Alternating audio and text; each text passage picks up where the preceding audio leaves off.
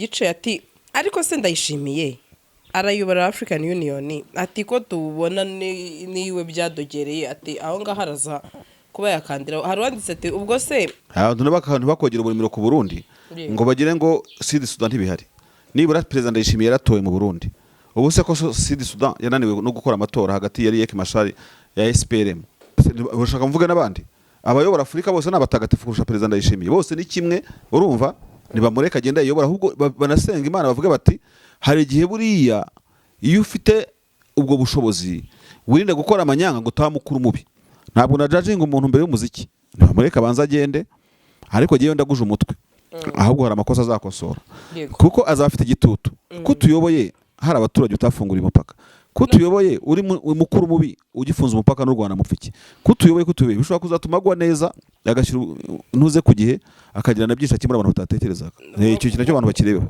wabonye ko Leta Zunze Ubumwe za Amerika hadutse betting ibihugu n'ukuntu abaperezida bazagenda bakurikirana bavanwaho n'intambara bakajya bati hagati y'uyu ubona bizagenda gute hagati y'uyu kandi bakaguhereza bakanababwiye n'icyo uzavaho none se ubu ngubu wabetingiye kuri Maduro kazafatwa abandi bati ntazafatwa ntiyatsinze uwabetingiye ko Amerika izigarura Greenland yo muri Denmark uribwira ko atashaka kuzagira n'uzashyiraho oya ati iribeshya izatsindwa bakamukubira nawe azayarya ibise byo bivuze iki rero kuba bashyiraho amafaranga na gutya hari amakuru yasohotse sinzi niba yemera ni byandikwa ariko wowe umusesenguza aha ngaha kuri Mbaye hago arayabonye ego ati n'ubushize twabivuzeho kandi oya genda bizi ko twabivuze ko mbara ari one day oya ubwo twabivuze ahandi birashoboka aho bivuze naha nimbivuga ndakwibutsa uzakunyibutsa mukomeza yego ko ari maneko ngo gitangaza ngo ucengana n'abapasiteri ati ubutumwa twahawe n'umwe mu ntwazangabo z'u Burundi yahora kugwana muri Republika ya Demokarasi ya Kongo ati ndashaka ko buno butumwa bumenyekana ntihagire abazoja baragwa mu byo batazi ataho twari ubwo niyo ntwara muheto n'intwazangabo sorry aho twari kugwana muri Republika ya Demokarasi ya Kongo ngo mu bice vya Minembwe hariho abanyamurenge babiri twari dufise murakunze kuvuga ingene Ndayishimiye amutuma gusuma amakuru mu bategetsi ba CNDD baba CNDD FDD ahandi akamutuma ubutumwa yigisha bufise intumbero yo kubwira abarundi ico ashaka kuvuga mwaratanze akarorero ingene yatumye Mbaye haga mu birori byo kugurura ya ngoro ya Bunyoni muri Nkenga Busoro kugira asuma urusaku rw'ibihabera vyose fata umuntu akavuga ikintu akakuvuga imyato kugira ngo na CNDD zamwishyura ivuga ko ari gitangaza nukuvuga iyo ni propaganda yambaye haga arimo gukwiza kugira ngo bamenye ko kumbe Mbaye haga ari maneko w'igitangaza Mbaye haga yanetse ne koko yageze kuki ni success expectation Mbaye haga atekerezaga mu gukora ibyo byose yageze kuki ngaho nta kibazo abo pasiteri yakoreshaga nibambara amakaruvate cyangwa uniform basubire Minembwe kubwiriza cyangwa kubeshyayo ushobora kuba kunyuza ikintu muri fokode bitari muri volonté yawe bitarimo no mu interest zawe ariko Mbaye haga arimo kugukoreramo nyine tuvuga ibintu ubu ntabwo ushobora kubyumva nabo dusa nk'utabyumva ngaho banza umbwire umuntu wese tuvuge n'umukoloneli w'umurundi yarwanye Ruvunge Katogota nayo hose ubu yajya hakivuga imyato ko ari umurwanye karundura maneko wese yakwivuga imyato ishingiye kuki niba nta bigwi umurundi afite ku butaka bwa Kongo kuva mweso kicanga he hose ukamanuka agenda gute uretse ikintu kimeze gusa nko kuvuga ngo tubiganire nk'inkuru just mu Burundi kubakira byo yabakira n'ikibe ikindi aho ngaho harimo indi component y'utugara kwerekana bene wanyu bari ngo intera hamwe FDL zibice n'iki byose bari bose bitwa muniga ntango mama twagiye twumva n'iki byose nahise bageze kuki erega mu ntambara ntabo gufora umwambi abo kurasa mu cyico yego mwihorero wongo Mbaye haga yabuze ibyo avuga ayacira na yamira sha Mbaye rwose ubu ngubu genda bakwishyure ndakuvuza ntago nzana kugarukaho kenshi akareka na nkomeza kumwishyuriza kandi nta kintu amereza ngo uyu mwoneko ngo Mbaye haga ariko uyu mwuga utajya umenyekana cyane umwuga uzobana kuzawusebya indazi Mbaye haguriye ya nayiba ariko ntayo ushaka gusohokera ahantu hajyanye n'igihe urashaka gutungura umukunzi wawe cyangwa gutegura ubukwe ndetse n'ibindi birori bitandukanye, ushaka kujya muri sauna cyangwa gukoresha massage ahantu wizeye, igisubizo nta kindi twakibazaniye. Luxury Garden Palace, ngwino tugutegurira ibirori ndetse nzi neza ko uzaryoherwa.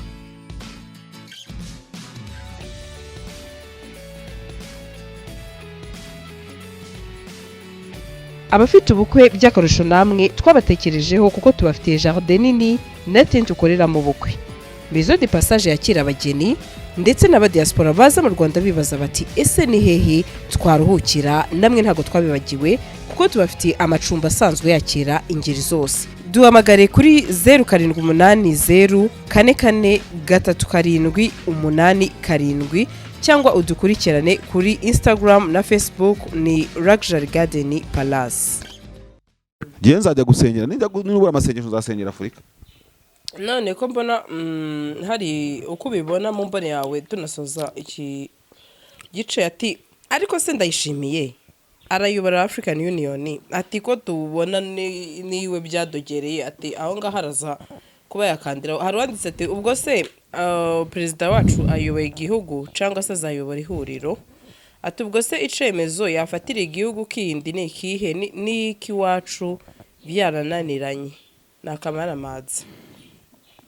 ntabwo Burundi bwenda kuba bufite cyane imico mibi bwisangije nka system iri mu Burundi n'ibindi bihugu bidafite muri Afrika. Abantu bakogera uburimiro ku Burundi ngo bagire ngo Sud Sudan ntibihari. Nibura perezida Ndayishimiye yaratoye mu Burundi. Ubu se ko Sud Sudan yananiwe no gukora amatora hagati yari Riek Machar ya SPLM. Ntamaze igihe kingana gute baranze gutora. Nabo se bari mu ntambara zeruye n'iki byose bintu nk'ibyo ngibyo. None se Salva Kiir najya ntiyarawe East African Community. Nese iyo rotation igera kuri Sud Sudan ibyo tuzabivuga. Ni ubu se za Marshal RCC wa ntuze wa Egypt wa Misiri wayiyoboye mu minsi ishize ntiyayiyoboye ari we wishe Mohamed Morsi amukoreye kudeta kandi ari watoye n'abaturage akamwicira muri gereza. None se urashaka mvuga n'abandi abayobora Afurika bose n'abatagatifu kurusha perezida Ndayishimiye bose ni kimwe urumva ntibamureka agenda yiyobora ahubwo banasenga Imana bavuga bati hari igihe buriya iyo ufite ubwo bushobozi wirinde gukora amanyanga ngo utamukuru mubi. Wenda Barundi bazabona koyo kubahumeke kubera ko umukuru wabo ayoboye ni African Union kugira ngo atikoze isoni navaho none habakandisha inzugi hazigiremo na byinshi. Ntabwo ibyo nabive bagiyewe nagenda yiyobore ahubwo icyo abantu bitiranye no kwanga agiye kuyobora abe yakora ibyo ashatse. Ntago bikunda. African Union ifite ukuntu yubatse, ifite komisiyo ya Afrika y'ubumwe ubumwe, ifite na perezida nkuru y'ubiyobora kandi ni umuryango uhuza ibihugu ntago ari urugo rwe cyangwa se ntizayibaye umuryango urugo rw'u Burundi akora ibyo ashatse byose. Tshisekedi yarayiyoboye izi ntambara zirimo ejo bundi urumva ntiyarangije intambara zo mu gihugu cye yayoboye SADC na EAC azayobora. Ikintu cy'ingenzi Abarundi bazakomeza babeho ko babayeho na Afrika kandi zabaho ko babayeho ariko kwitundira kuri Ndayishimiye ngo azayobora gute adashoboye kuyobora Burundi n'ubundi abayobora African Union benshi iwabo byabacanze no Madagascar banza araherutse bajya kumwirukana no kumuvugiriza induru. Ibyo ngibyo ntacyo bivuze ntacyo bitwaye. Nta mutagatifu no one is perfect no one is iki. Reka tubirekera aho ngaho tubirebe. Ntabwo na judging umuntu mbere y'umuziki ntibamureka banza agende ariko giye ndaguje umutwe ahubwo hari amakosa azakosora kuko azafite igitutu ko tuyoboye hari abaturage utafungura imipaka ko tuyoboye uri mukuru mubi ugifunza umupaka n'u Rwanda mupfiki ko tuyoboye bishobora kuzatuma agwa neza agashyira ntuze ku gihe akagira na byinshi akimura abantu batatekerezaga. Icyo kintu cyo abantu bakirebeho. Wabonye ko Leta Zunze Ubumwe za Amerika zashyizeho ikiguzi kiri hagati y'ibihumbi 5 ubwo by'idolari n'ibihumbi 15 h'ingate ya visa ku baturage b'ibihugu birimo Uburundi bifuza kuzerekeza. Gihe cyo nibone ahubwo ni betting yadutse yo kugibetingira abategetsi bazavanwaho na Amerika. Iyo betting iraryoshye ubu ngubu. Ngwiki ku betingira umuntu ko urabona ari gutaha ugiye kuba bombarde. Kavuga uti ni Putin ni ugashyira amafaranga kandi gutubona ibifaranga byinshi. Urabona betting zo muri siporo ko zimeze. Hadutse betingira ibihugu n'ukuntu abaperezida bazagenda bakurikirana bavanwaho n'intambara. Bakajya bati hagati y'uyu ubona bizagenda gute hagati y'uyu kandi bakaguhereza. Bakanababwiye n'icyo uzavaho. None se ubu ngubu wabetingiye kuri Maduro kazafatwa abandi batanazafatwa ntiyatsinze. Uwabetingiye ko Amerika izigarura Greenland yo muri Denmark uribwira ko atashobora kuzagira n'uzashyiraho oya ati iribeshya izatsindwa bakamukubira nawe azayarya. Ibise byo bivuze iki rero kuba bashyiraho amafaranga na gutya ku Burundi ya visa? Ntabwo ari bo bonyine. Amerika irashaka gucuruza visa ku isi yose, ntabwo barondera Burundi cyangwa ibyo bihugu maze kumenshoninga. Ubu bamaze gushyiraho valeur y'amafaranga kuri visa ku muntu wifuza kugenda. Impamvu bakuyeho green card no gushyiraho urufito rwawe bugacyibona rwose ukishyura, ariko icyo gihe ngo nagaragaza ubushobozi buzakubeshaho ugezeyo. Ubu ubwene gihugu na visa muri Amerika biri kuntuze, biri muri kontwari, birimo kugurishwa kuko ababyifuza ni benshi. Hakwere gusegereza ngo Bruno Ranzi natombo uratombora ibiki miliyoni y'idolari kuzamura niba ari imyaka ingana byose ukagenda ufite na fagitire, ariko bana gucekinze. Ntago ari kuri ibihugu byonyine, ni ibintu ushobora kwaplika no ku bindi bihugu. Ibindi wabonyemo ni bihe? Ni byinshi cyane, ni urutonde runini cyane, ariko ikirimo gishyaho ngaho nuko umentioning ibihugu. Giye nkabanza ahubwo ko biri no ku bantu individuel bafite uburenganzira bwo kugura visa aho kujya kwirirwa bayisegereza bayisabiriza. Ariko nibyo byiza umugani, niko mbitekereza. Ni byiza se kubera iki? Nabaye mu gihugu cyanjye miliyoni nkayishoramo imari, uziko ari miliyari irenga amafaranga y'u Rwanda, wagiye kubaka muri estate ujya kwishwa n'izuba ryo muri Nevada, u Rwanda ni iki? Hanyuma se Marsha, hari amakuru yasohotse sinzi niba yemera ni ibyandikwa, ariko wowe uri umusesenguzi aha ngaha kuri Mbayahaga warayabonye? Ego. Ati n'ubushize twabivuzeho kandi oya genda bizi ko twabivuze ko mbara ari one day. Oya ubwo nabivuze ahandi birashoboka aho bivuze naha nimbivuga ndakwibutsa uzakunyibutsa komeza. Yego ko ari maneko ngo gitangaza ngo ucengana n'abapasiteri. Ati ubutumwa twahawe n'umwe mu ntwazangabo z'u Burundi yahora kugwana muri Republika ya Demokarasi ya Kongo. Ati ndashaka ko buno butumwa bumenyekana ntihagire abazoja baragwa mu byo batazi. Ati aho twari ubwo niyo ntwara muhetore ntwazangabo sorry, aho twari kugwana muri Republika ya Demokarasi ya Kongo ngo mu bice vya Minembwe hariho abanyamurenge babiri twari dufise mbere mu mwambaro w'igisoda c'u Burundi. Abo bari bajejwe kudufasha iperereza, nibo batwereka abakorana na twirwaneho maze tukabatera, nibo badusumira urusaku muri bene wabo b'abanyamurenge. Yamara naho twakorana hari ico twebwe tutari tuzi, nuko ari abapastori bakorana na Isidore Mbayahaga. Igihe tugarukiye mu Burundi nabo twarazananye, erega twapfuye gushika tuza tubona barahinduye umwambaro bakura wa gisirikare bambara kurya kwa abapastori turumirwa. Ati Isidore Mbayahaga ubwiwe niwe yaje kubitorera aca agenda bajanye. Ati aha niho twatahuye kuvyo vya biganiro twahora tubona Mbayahaga tanga kubijanye n'intambara ya Republika ya Demokarasi ya Kongo, yarafise amakuru akura muri abo bakozi biwe. Niho twabonye ko za nyigisho yaza aravuga zerekeye abanyamurenge bari mu Burundi n'abari murenge zitari zisanzwe. Cari igikorwa gihambaye c'iperereza. Murakunze kuvuga ingene Ndayishimiye amutuma gusuma amakuru mu bategetsi ba CNDD baba CNDD-FDD, ahandi akamutuma ubutumwa yigisha bufise intumbero yo kubwira abarundi ico ashaka kuvuga. Mwaratanze akarorero ingene yatumye Mbayahaga mu birori byo kugurura ya ngoro ya Bunyoni muri Nkenga Busoro kugira asuma urusaku rw'ibihabera vyose. Ico mutigeze mumenya hose nuko vy'ukuri akora iperereza. Nta nkeka ashobora kuzobatuka kubera buno butumwa. Atariko ni vyiza ko mufasha abantu kumumenya neza, nibaze barihenda ngo yoba apfa kuvuga gusa. Ari ku gikorwa gikomeye c'iperereza akorera iperereza rya gisirikare cyangwa iperereza ryigenga rya Ndayishimiye. Cyo nico bari kwibaza.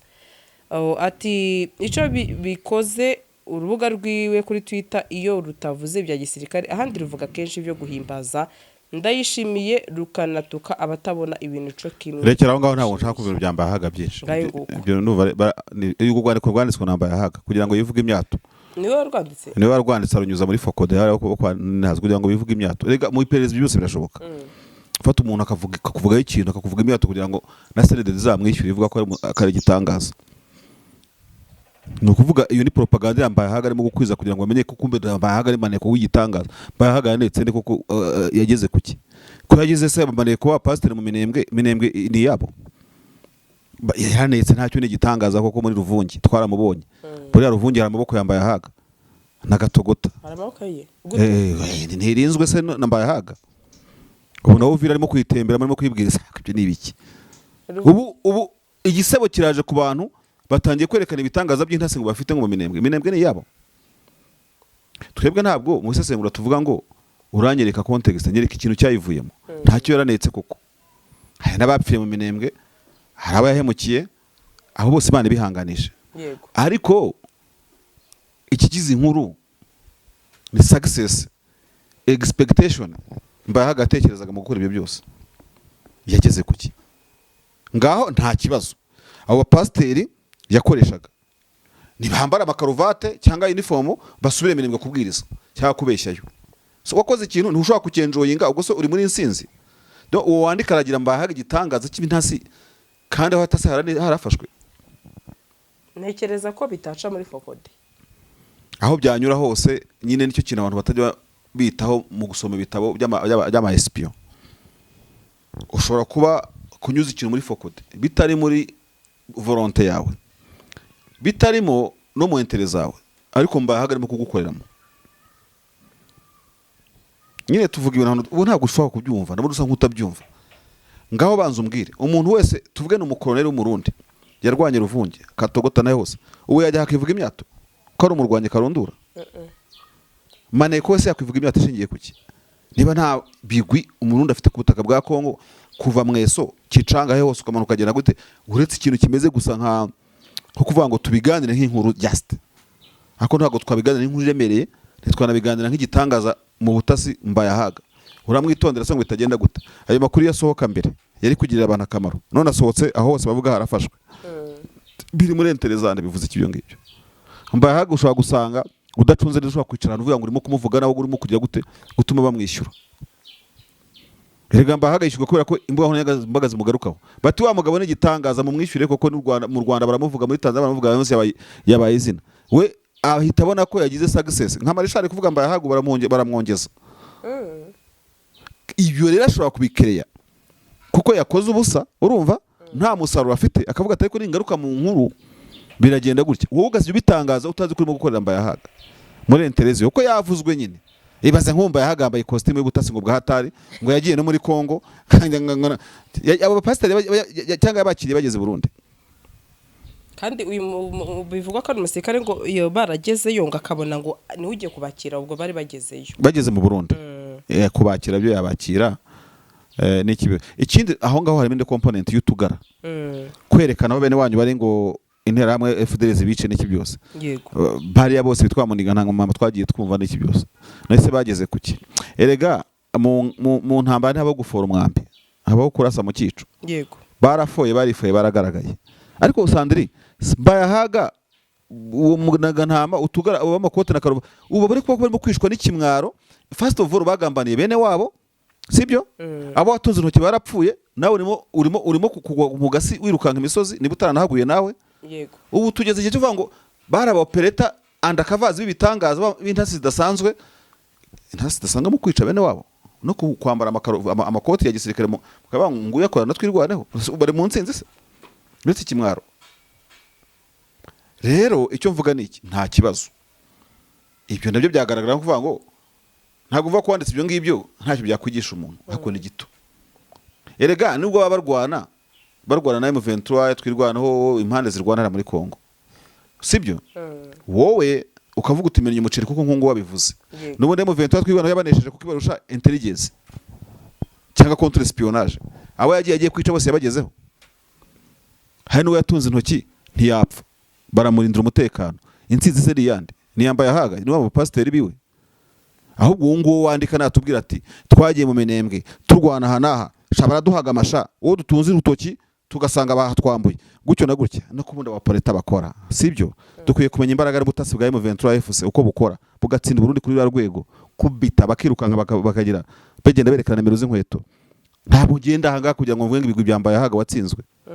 Ubusa amagambo avuga azongera asubiremo. Uvira ni yafatwa iki n'iki babazi ingabo zaje ibintu nk'ibyo ngibyo boshye Bruce Melody arimo yiririmbira indirimbo kuri stage biri aho ngaho biri primitive by'amafuti biri aho ngaho. Ibyo ni ibiganiro bya social media nanjye niyo nkoraho sibyo, ntabwo ari ibiganiro biri technique, ntabwo ari ibiganiro biri scientifique, ntabwo ari ibiganiro by'abanyabwenge urumva, ni storytellers gusa, just storytelling. Ntabwo giye no storyteller, ntabwo mbari inkuru giwe ndasesengura sibyo. Niba uwo muntu akunze societe turimuzaga mu mutego yabivuga kera nyine mbaye hagarimo kwigushamo abantu niho amakuru abakenewe, ariko ubusate biri intempestive mwihorero wongo mbaye haga yabuze ibyo avuga ayacira na yamira sha mbaye rwose ubu ngubu genda bakwishyure ndakuvuza ntabwo nzana kugarukaho kenshi akareka na nkomeza kumwishyuriza kandi nta kintu amereza ngo uyu mundeko nkambaye haga ariko uyu mwuga utajya umenyekana cyane, umwuga uzobana kuzawusebya inasi nkambaye haguriye nayiba ariko ntayo. Ushaka gusohokera ahantu hajyanye n'igihe, urashaka gutungura umukunzi wawe cyangwa gutegura ubukwe ndetse n'ibindi birori bitandukanye, ushaka kujya muri sauna cyangwa gukoresha massage ahantu wizeye, igisubizo nta kindi twakibazaniye. Luxury Garden Palace, ngwino tugutegurira ibirori ndetse nzi neza ko uzaryoherwa.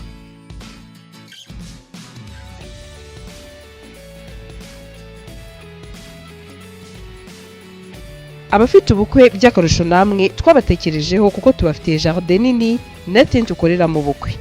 Maison de Passage yakira abageni ndetse n'abadiaspora baza mu Rwanda bibaza bati ese ni hehe twaruhukira, namwe ntago twabibagiwe kuko tubafitiye amacumbi asanzwe yakira ingeri zose. Duhamagare kuri 07844378 cyangwa udukurikirane kuri Instagram na Facebook ni Luxury Garden Palace.